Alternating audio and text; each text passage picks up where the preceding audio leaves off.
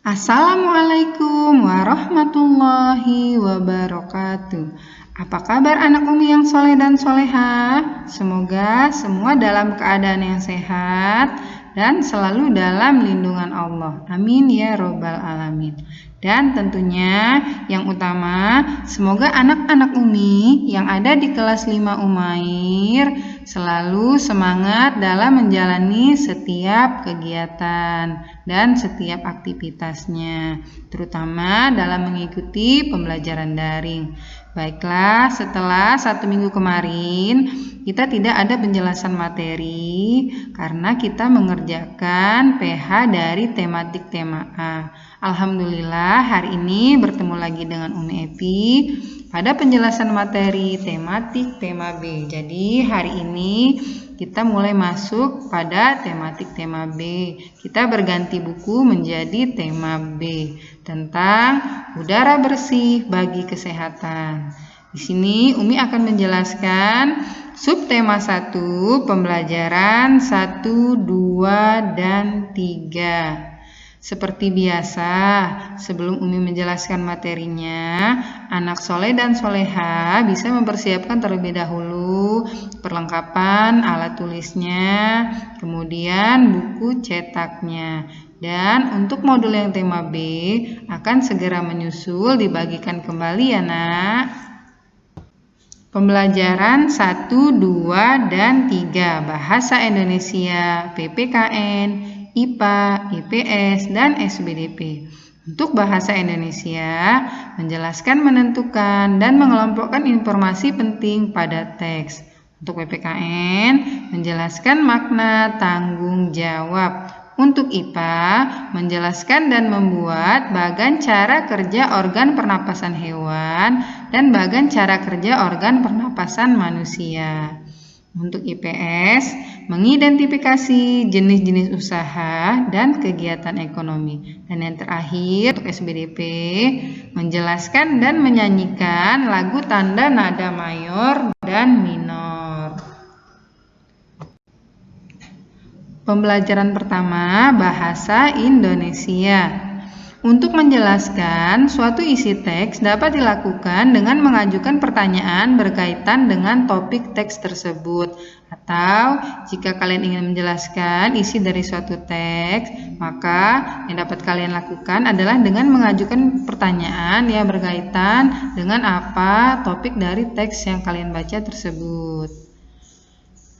Kata tanya yang dapat kita gunakan untuk mengetahui informasi dalam teks antara lain seperti contohnya apa, di mana, kapan, siapa, mengapa, dan bagaimana. Atau kata tanya tersebut bisa kita singkat menjadi adik Simba.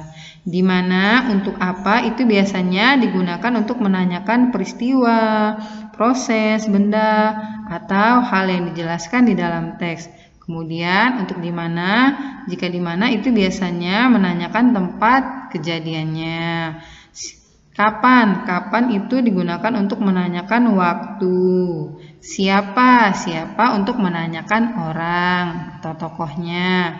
Mengapa itu digunakan untuk menanyakan sebab atau alasan yang terjadi pada suatu peristiwa. Kemudian yang terakhir bagaimana itu biasanya untuk menanyakan suatu proses terjadinya suatu peristiwa. Sudah paham ya nak? Nah sekarang langkah-langkah untuk menemukan informasi penting dalam teks. Ada 3. Yang pertama, bacalah teks dengan seksama. Kemudian pahamilah makna setiap kalimat yang ada pada teks. Terakhir, temukanlah kalimat utama atau gagasan pokok dalam setiap paragrafnya. Untuk lebih memahami bagaimana menentukan dan mengelompokkan informasi penting dalam teks, silahkan anak soleh dan soleha bisa buka terlebih dahulu buku cetaknya, buku cetak tematik tema B ya. Kalian buka halaman 3. Bagaimana? Sudah dibuka bukunya tematik tema B? pada halaman 3. Di situ dilihat ada teks yang berjudul Katak Sang Hewan Amfibi. Boleh kalian baca terlebih dahulu, nanti kalian pahami dulu. Kemudian setelah kalian baca, kalian jawab pertanyaan yang ada di dalam teks tersebut dengan menggunakan kata tanya adik Simba, atau seperti yang menjelaskan tadi, apa, di mana, kapan, siapa, mengapa, dan bagaimana. Silahkan ya nak.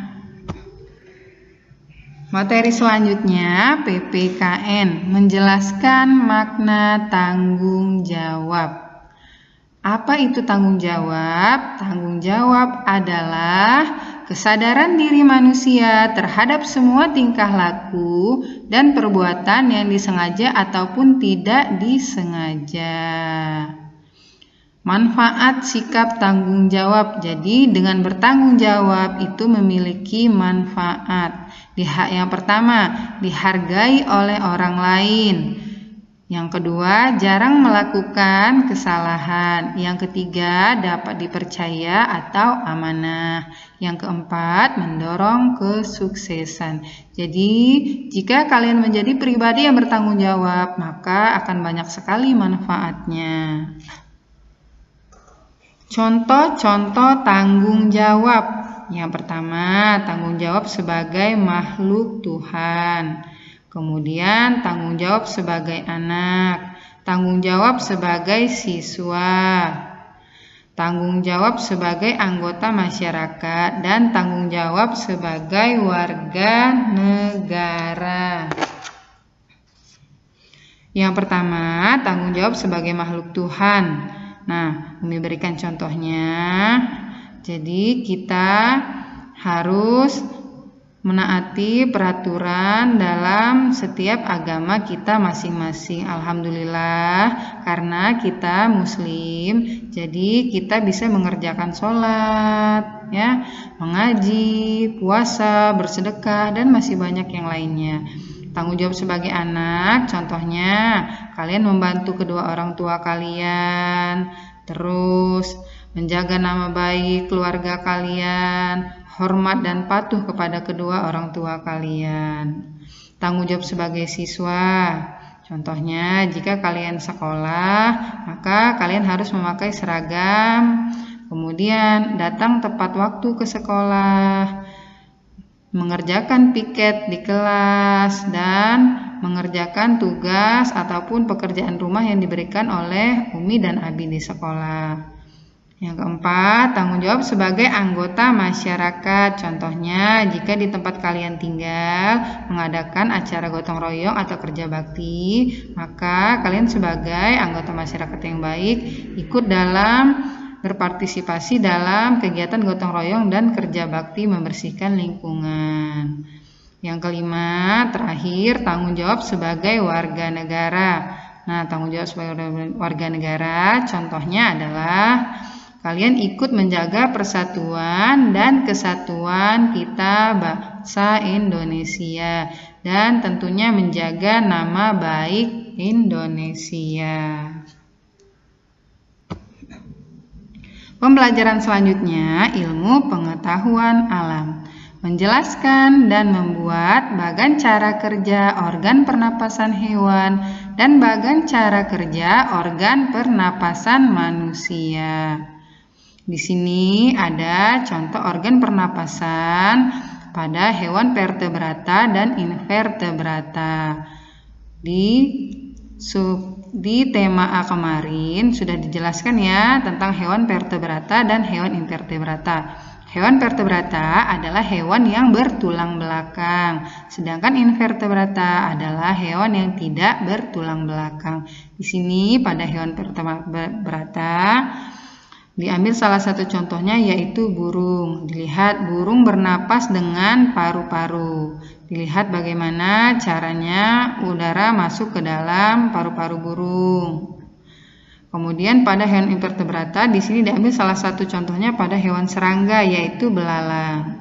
Nah, serangga bernapas menggunakan trakea. Bisa dilihat di sini bagaimana proses atau organ pernapasan dari hewan invertebrata. Boleh kalian simak terlebih dahulu ya nak. Kalian lihat dulu, nanti kalian pahami dulu. Menjelaskan bagian cara kerja organ pernapasan manusia.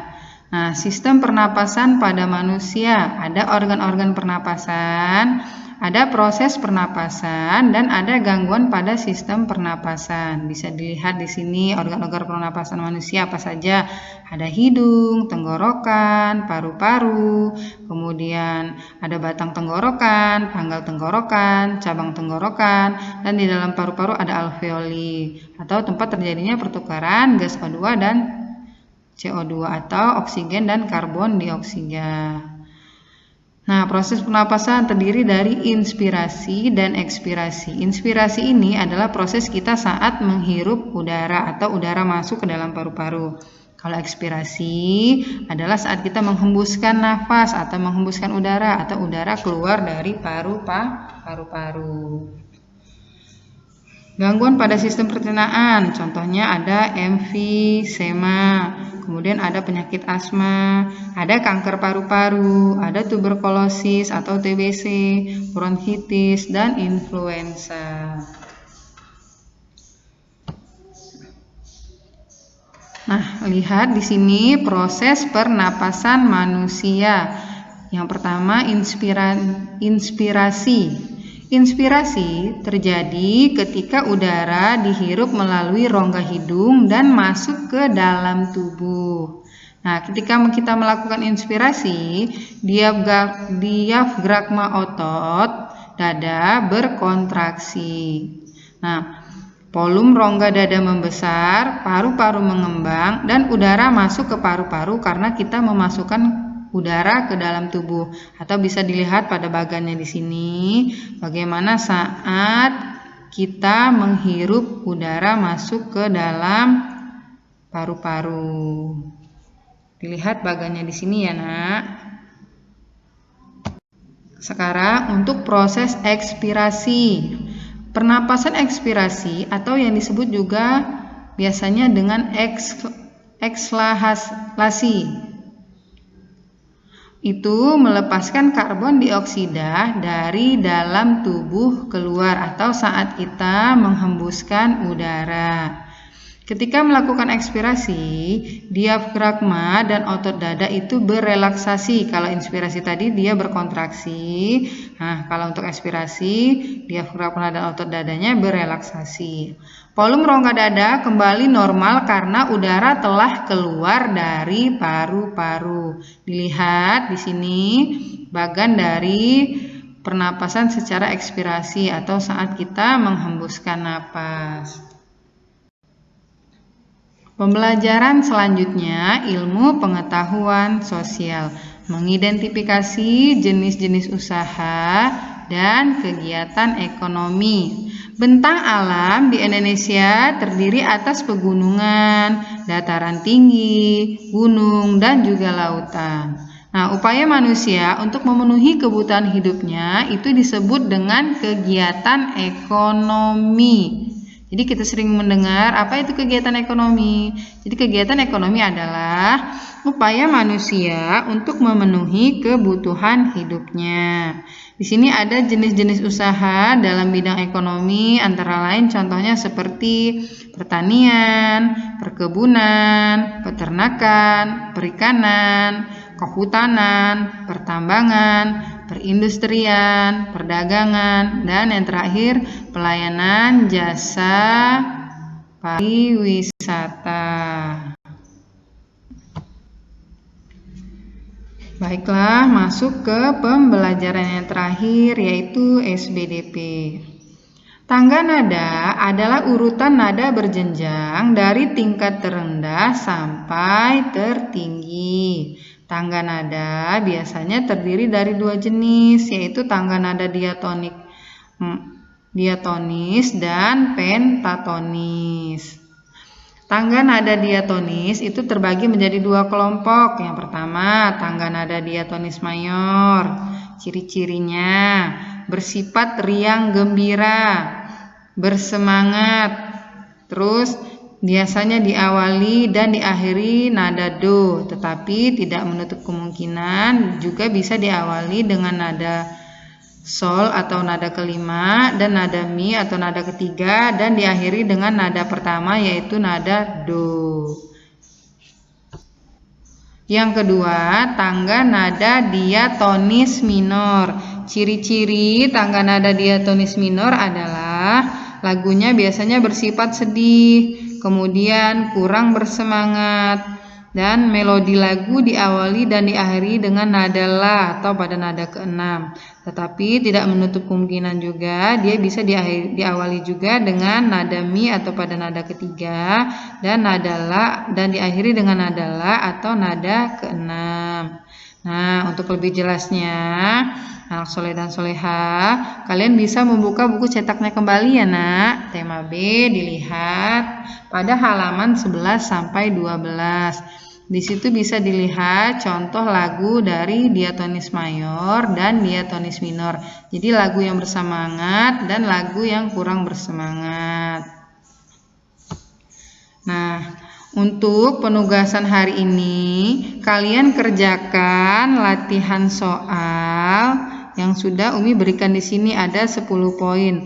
Boleh karena modulnya belum ada, kalian boleh tulis terlebih dahulu pada kertas selembar.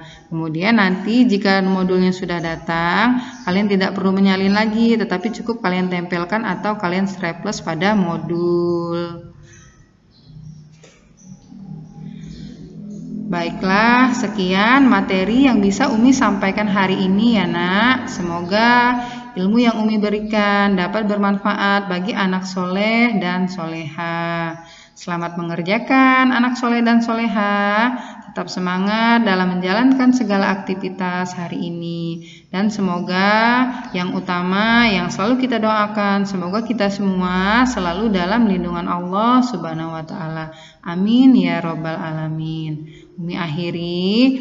Wassalamualaikum warahmatullahi wabarakatuh.